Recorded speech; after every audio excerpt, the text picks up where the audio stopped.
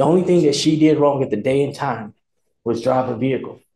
With cocaine, alcohol in her system, beer in the car at a .20. If I remember correctly, this is a DWI, and there's a fatality as a result. Yes, sir. Can you please read to me what happened? Yes, sir. This crash happened back on December 24th of last year. Officers were advised of a four-vehicle crash at 5:37 a.m. on the 6300 block of I-45 South here in Harris County. Investigators observed massive damage on a Chrysler, indicating a head-on impact, massive force damage on a Mitsubishi, indicating a T-bone impact to the driver's side.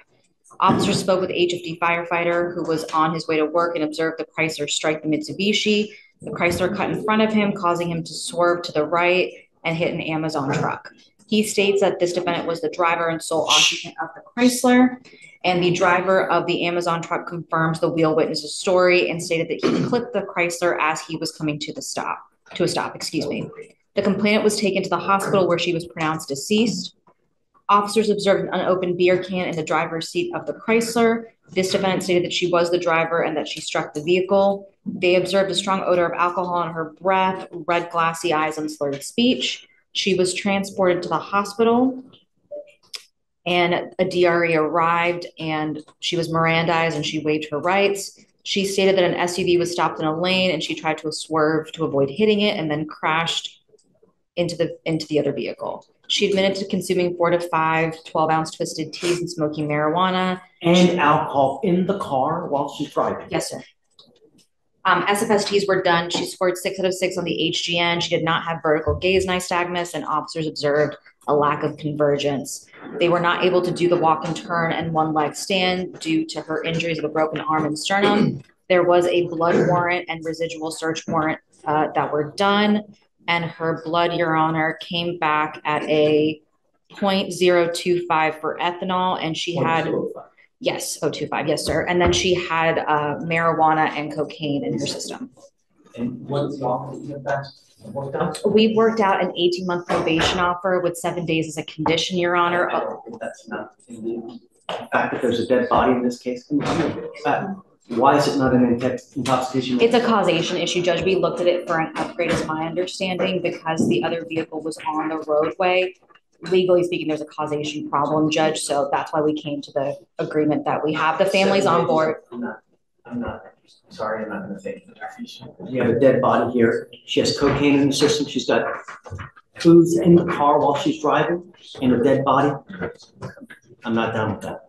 No, we're going to have to do something else. But I would be remiss a week in jail where we have a dead body. That's yes, sir. And to me, just because you're 9 months pregnant doesn't factor anywhere in my mind, Miss Sanchez. Ma'am, look at me. While you're about to give life, you took someone else's life. How many lives are now ruined because of this? Not only yours, how about everybody else? Every single day in Harris County, someone is maimed because of the DWI. It's sick that we lead the nation in fatalities.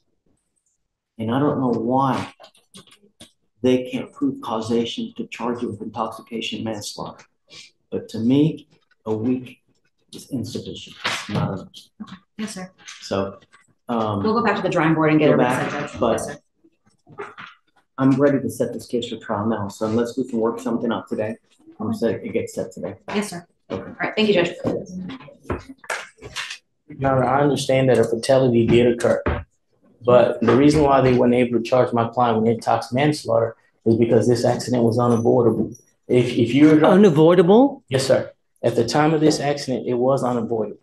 What ended up happening is that the deceased party spun out in front of her, and she was just going straight. The only thing that she did wrong at the day and time was drive a vehicle.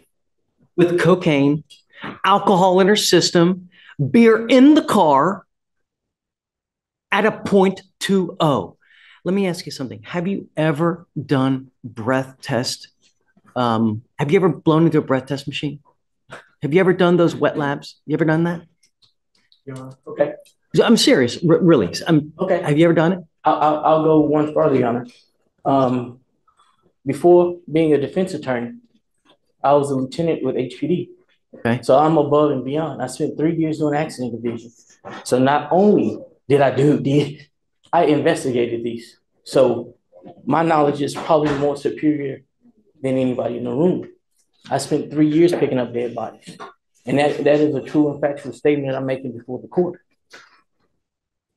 So yes, sir, I have. I did, as part of training when I was a defense lawyer, I went to these classes where we took the breath test machines apart, did all kinds of experiments, did these drinking wet labs where you drink and then you blow into the machine. And the one time we did it, we downed a bunch of booze and I blew into the machine and I was lit, right? And I blew a 14 and I was lit, man. And now all I did was I blew a 14, right? 0.14. She's at a 0.2. 0.025, Judge. 0.025. 0.02. Yes, sir. Okay. I thought you said 0.2. No, sir. No, it's 0.025 with the cocaine and THC. No, so she's not 3 times or 4 times over the legal limit, yeah.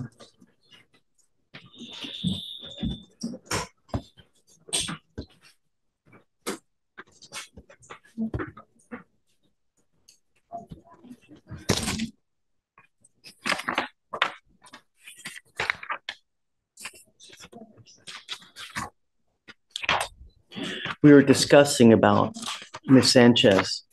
We were discussing when for you to do your jail time.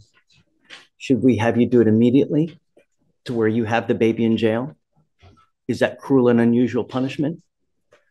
But then again, is a dead body cruel and unusual punishment? What's fair? What's not fair? I don't know. All I know is that you're charged with DWI. There's a dead body, but they just can't prove causation. And that's why you're not charged with manslaughter. But the fact remains is that we have a dead body. How do we reconcile that? You're pregnant now. And I truly hope that you've treated your body well throughout that pregnancy. Because if you haven't, and you've used anything while you're on probation, you're guaranteeing yourself a life of babysitting of a potential baby that will have developmental, potential psychological, physiological issues that you'll have to babysit for the rest of your life, which is punishment in and of itself. It's not fun. You're charged with driving while intoxicated. You're facing up to 6 months in jail and or a $2,000 fine. The agreement that you guys have worked out is 30 days in jail as a condition to probation for 18 months. As part of the probation, does she have any prior DWI staff? No, Judge. Any other criminal history? Juvenile history only, Your Honor, but nothing DWI.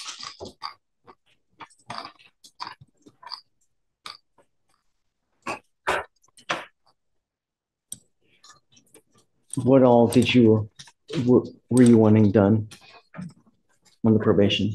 Correct. Yes, sir. We are asking for DWI education class, a victim impact panel, guardian interlock, no refusal, no drugs or alcohol, random UAs, 80 hours of community service, and a $300 donation to MAP. Is this how you understand the conditions, Ms. Sanchez? I will keep you to it strictly. I'm going to monitor you myself. You will report to me here to the court so that I make sure everything gets done well. If you are not in compliance, I will issue a warrant for your arrest. You will be put into jail, and then you'll be facing up to 180 days in jail. If you test positive for alcohol or any kind of drugs, I will put you in a treatment facility in the jail. Do you understand, ma'am? No alcohol, no dope, no driving. You must have what does she have now? Does she have a scram right now? Has she had, do we know if she's had any violations while she's been on? I don't think so, I right? don't She hasn't see any any, Judge, no. Okay. She's a screen device at this time, Your Honor. We're gonna have to figure out something about as far as the baby situation with the interlock or with the portable device. I will follow the state's agreement here. But like I said, I'm keeping you close to me. From now on, you'll be facing a minimum of 30 days in jail if you ever pick up another DWI. Do you understand?